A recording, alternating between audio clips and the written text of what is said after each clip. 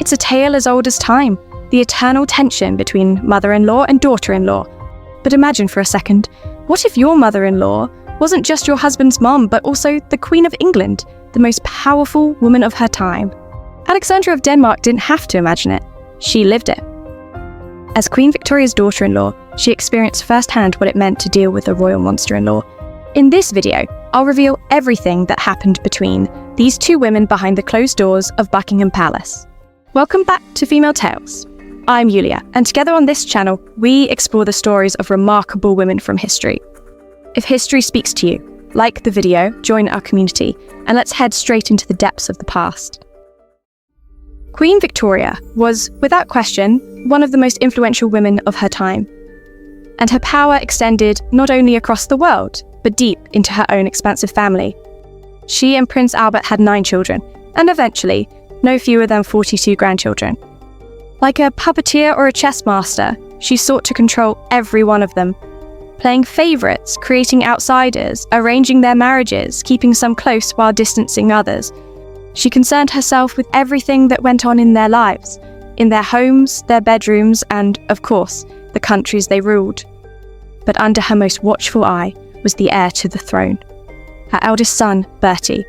To both his mother and his father, Bertie became a source of constant disappointment from a very early age. His strong-willed and hot-tempered nature, ironically much like Victoria's own, frustrated his parents. He was nothing like the logical, academically inclined superhuman that Albert had hoped to raise as the future King of England. Victoria complained of his systematic idleness and laziness, which she deemed enough to break one's heart. The Prince of Wales's military training brought little improvement, but he did discover one area in which he would flourish: the affairs of the bedroom. At the very time his parents were already seeking a suitable bride, believing for some reason that marriage would steer him toward the right path, the future king began his first affair with an actress. It would be the first of more than 50 romantic entanglements. As a bride for their wayward son, Victoria and Albert chose Alexandra of Denmark, a young woman who, one might say, landed on the marriage market almost by accident. Her family belonged to a junior branch of the House of Glucksburg, and although her father held the title of prince, he served as a military officer and earned only £800 a year. That's about $1,300. Frankly, I have no idea how they managed to live on that, especially considering that as aristocrats, they were still expected to maintain appearances and dress accordingly. She and her sister Dagmar, who would later become Empress of Russia, shared a single attic room in the Yellow Palace, and although they were princesses by birth, they made their own clothes and ran the household with their mother. The girls would later describe this life as elegant poverty, because while there was little money, they still received a good education. And as a charming bonus, none other than Hans Christian Andersen used to read them fairy tales. All of that changed when Denmark was struck by a succession crisis, and their father, once a little-known, politically irrelevant prince, suddenly became heir to the throne and, eventually, King of Denmark. That's when the girls came into the spotlight, first catching the attention of Victoria's eldest daughter, Vicky, who arranged for her wayward brother to meet his future bride. For Alexandra, or Alex as she was called in the family, this marriage may have seemed like the ultimate dream come true. As a child, the best she could have hoped for was a marriage to some obscure, penniless prince with 1 castle and 2 horses. But now, the path opened to becoming Princess of Wales, and one day, Queen of England. That's a different life entirely. She wrote to Vicky that she would have loved Bertie, even if he weren't a prince, but just a simple shepherd. But honestly, looking at portraits of young Albert Edward, I think she may have been exaggerating. He kind of reminds me of a hamster. Still, it does make you wonder. If she had known that her future husband would become the most debauched man in London and infect her with syphilis, and that her mother-in-law would turn out to be a waking nightmare, would she still have said yes? But the Playboy Prince, despite finding Alexandra very much to his taste during their first meeting, wasn't exactly in a hurry to propose. Instead, he continued his scandalous affair with Nellie Clifton. and a furious Prince Albert travelled to Cambridge to confront his son and talk some sense into him. Since it was November, and the conversation took place during a long walk, Albert's already fragile health began to deteriorate. Within 2 weeks, he fell ill with typhoid fever. And a week later, he was dead. Queen Victoria was inconsolable. For the rest of her life, she blamed her son for the death of her beloved husband. "Oh, that boy. I never can or shall look at him without a shudder," she wrote. Perhaps in an effort to appease his grieving mother, or to honour the memory of his late father, Bertie proposed to Alexandra the following September. But if you're expecting a fairy tale wedding from this point on, think again. Thanks to Queen Victoria, Alexandra of Denmark may have had the most miserable royal wedding in history. You see, the Queen was still in deep mourning, even though Albert had died over a year earlier. In fact, that mourning would stretch on for the rest of her life. At that moment, however, she was actively building a cult of her late husband within the family, and the wedding of her son and new daughter-in-law was to be fully subordinated to this grief. Just days before the ceremony, the entire family visited Albert's grave, where the Queen solemnly told the young couple, "He gives you his blessing." Alexandra's dreams of a perfect wedding dress collapsed immediately. She had specially arranged for fabric to be brought from Belgium. But in the end, the dress was made from British material to make it more patriotic. Even the wedding guests were given a strict mourning dress code. They were allowed to wear only grey, lilac or purple. The ceremony was scheduled at St George's Chapel in Windsor. To the surprise of many in London, since it was traditionally used as a royal burial site, it was difficult to reach and described by contemporaries as grey, crumbling, hoary and without, almost ruinous in aspect. The Queen herself wore black. She refused to take part in the wedding procession or the ceremony itself, instead watching from a separate balcony, the Queen Catherine of Aragon's Oriel, positioned above the altar. As the ceremony included music composed by Prince Albert, the Queen sobbed uncontrollably throughout. She did not attend the wedding banquet either, but she did show up for the official photographs, which resulted in those now famous portraits featuring Albert's statue, the grieving Queen, and 2 stunned newlyweds. That evening, Victoria wrote in her diary, "All is over, and this, to me, most trying day is past, as a dream, for all seems like a dream now, and leaves hardly any impression upon my poor mind and broken heart. Here I sit, lonely and desolate, who so need love and tenderness." So, would you want a wedding like that? With your mother-in-law dressed in black? For a broken-hearted queen, witnessing happiness and new beginnings must have been painful. But still, Alex deserved a celebration, not a funeral for Victoria's husband. After the wedding, the newlyweds chose Sandringham House in Norfolk as their countryside retreat, where they began hosting lavish gatherings with numerous guests. But the ever-watchful eyes and ears of Queen Victoria were never far behind, and she strongly disapproved of their lifestyle, seeing it as excessive socialising. Still deep in mourning for Prince Albert, Victoria was offended by the frivolity and worried that constant nightlife would lead her son into temptation. Indeed, the Prince of Wales was already gaining notoriety for his indulgences. She pointedly criticised the whirl of dissipation in her letters and, at one point, sternly admonished both Bertie and Alex to tone down their parties. Perhaps the real reason was that Victoria expected her daughter-in-law to fix and reshape her unloved son. And when that didn't happen, her dislike gradually shifted toward Alexandra, even if only unconsciously. For example, she began to find Alexandra's favourite pastime, horseback riding and hunting, increasingly irritating, even though it is, quite frankly, one of the most traditionally British activities one could possibly imagine. Still, by all accounts, Alexandra had a gentle, kind-hearted nature and a light temperament. She seemed to master the subtle art of dealing with her formidable mother-in-law, always impeccably polite, yet quietly holding her ground. The couple's first child didn't take long to arrive. In early 1864, their son Albert Victor was born, at just 7 months. Now, guess who chose the name Albert and why it was listed first?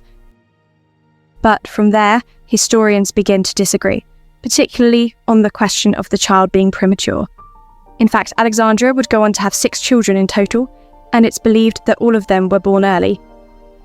Even today, delivering and saving a premature baby is a serious challenge with all our modern technology. In the 19th century, it would have been nearly impossible. Which is why historian Richard Howe suggests that Alexandra deliberately misled her mother-in-law about her due date, so Victoria wouldn't be present at the birth. Because, oddly enough, childbirth was one of the Queen's favourite spectacles. She didn't particularly like babies or childbirth itself, but she did enjoy watching other women give birth. She was present, for example, at the birth of Mary of Teck, and in fact, you could compile quite a list of royals who essentially entered the world under Queen Victoria's gaze. So, once again, Alexandra, ever the quiet diplomat, found a graceful way to avoid her mother-in-law's intrusiveness. As for her husband, he didn't show much interest in her pregnancies, especially after an heir and a spare were safely delivered. For instance, after the birth of their 3rd child, Princess Louise, Alexandra became so ill that doctors feared she wouldn't survive. Bertie, meanwhile, continued with his social engagements and didn't visit her until 3 in the morning. Alexandra survived, but she was never quite the same again, physically or emotionally. Once active and sociable, she was now noticeably limping. The illness had also worsened her otosclerosis, an abnormal bone growth in the middle ear, which gradually led to hearing loss. Some researchers have even speculated that this may have been a symptom of syphilis, silently passed on to her by her husband, whose affairs were common knowledge in London society. By the way, Queen Victoria insisted that the baby girl be named after her. But the couple, defying the Queen's wishes, named her Louise, after Alexandra's beloved mother, Queen Louise of Denmark. Victoria was only added as a middle name. But the most painful chapter in the relationship between daughter-in-law and mother-in-law was connected to her last child. Alexandra's 6th and final pregnancy ended in the birth of a son in April 1871, but the baby died the following day. Although Alexandra asked for privacy in her grief, Queen Victoria insisted on an official court mourning, which led some hostile voices in the press to describe the event as a pitiful miscarriage and the funeral as a disgusting celebration, even though the child was buried quietly and modestly at Sandringham. I truly think it shattered Alexandra's heart. So ladies, tell me, would you want your mother-in-law present at your childbirth, choosing your baby's name? Let me know in the comments. Another ongoing source of disagreement was the upbringing of the children. Queen Victoria took immense pride in how she and Prince Albert had raised their 9 children, under strict discipline, with a strong emphasis on education and moral guidance. She expected nothing less for her grandchildren. Alexandra, on the other hand, was a warm and indulgent mother. She adored her children and kept them very close, something Victoria dismissed as sickly sweet. These tensions only deepened as the children grew older and the question of marriage began to loom. By then, Alexandra's health was seriously declining, and she clung to her daughters, unwilling to let them go. Victoria, meanwhile, believed it was time to find suitable husbands. But in this quiet battle of wills over the future of her daughters, Alexandra ultimately prevailed. Neither Louise, nor Victoria, nor Maud of Wales married before Queen Victoria's death. Louise and Maud would later choose their own partners, while Princess Victoria remained unmarried. So, no matter who your mother-in-law is or what century you live in, she'll always find a reason to give you parenting advice. One of the key sources of tension between mother-in-law and daughter-in-law was politics. Queen Victoria was an open supporter of all things German, and her eldest daughter, Vicky, was the Empress of Prussia, a nation that had territorial ambitions over Denmark. Even before her brother's marriage, Vicky had written to her mother, warning, "Alliance with Denmark would be a misfortune for us here." In 1864, the German Confederation invaded Denmark, stripping it of nearly 2/5 of its territory. Naturally, Alexandra and Albert Edward supported the Danish side in the conflict. Biographers note that, by unspoken agreement, the 2 women avoided discussing Germany altogether. Victoria was unabashedly pro-German, while Alexandra remained firmly anti-Prussian, a sentiment she would carry to the end of her life. Later, she would openly oppose her nephew, Vicky's son, Kaiser Wilhelm II. And yet, despite these deep political differences, Alexandra still maintained a warm friendship with her husband's sisters, a quiet reminder that she truly had mastered the delicate art of walking on the thin ice of royal family dynamics.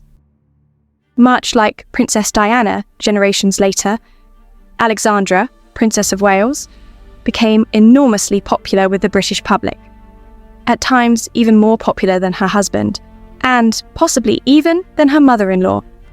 Victoria, still deep in widowhood, was making fewer public appearances, while Alexandra's beauty captivated many, and her charm made people genuinely love her. Over the years, Alexandra bore her husband's infidelities with dignity, remaining a loyal and devoted wife, which only strengthened her bond with the British people. Crowds would boo the Prince of Wales and cheer for the princess, a dynamic that likely made the family relationships even more complex, and certainly didn't go unnoticed by the Queen. One biographer suggests the Queen may have resented her daughter-in-law's popularities, finding it uncomfortable that the young Princess of Wales was widely adored while the sovereign herself faced criticism for her prolonged mourning and absence from public life. And yet, despite all the tension, with her mother-in-law, her husband, and other members of the royal family, Alexandra remained devoted in her service to the monarchy and to her duty. Queen Victoria herself wrote, "To spare me the strain and fatigue of functions, she opens bazaars, attends concerts, visits hospitals in my place. She not only never complains, but endeavours to prove that she has enjoyed what to another would be a tiresome duty." Over time, the relationship between Queen Victoria and Alexandra did soften in some ways.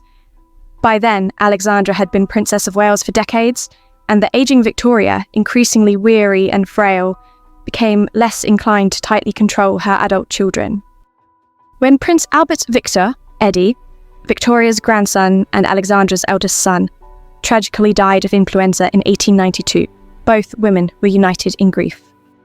Alexandra was devastated by the loss of her beloved son, and Queen Victoria wrote her a heartfelt letter of condolence, praising Alexandra's strength as a mother and expressing sincere sympathy. In 1901, Queen Victoria died. What did Alexandra feel in that moment?